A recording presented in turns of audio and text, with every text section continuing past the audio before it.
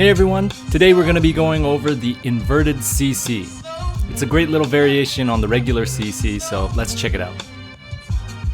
First things first, make sure you know a regular CC, and if you want, you can also learn the wider angle CC, which I show in this older video above.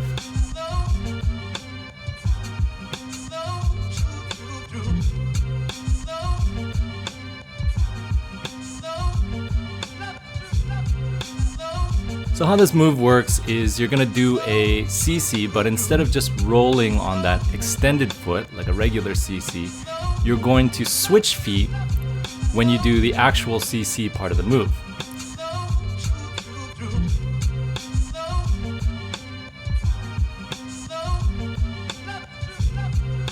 So a great way to think of this is similar to how you would sweep the back part of a three-step. Once you sweep, you have a couple of options of keeping both feet on the ground or kicking one foot up in the air to mimic that CC aesthetic, except this time reversed. But really, this is your choice. And like always, once you've got this down, you should definitely experiment and see how you can change it and make your own version. So good luck. Let me know in the comments what you think about this move, if it was difficult or where you might have struggled. And we'll see you in the next one. Peace.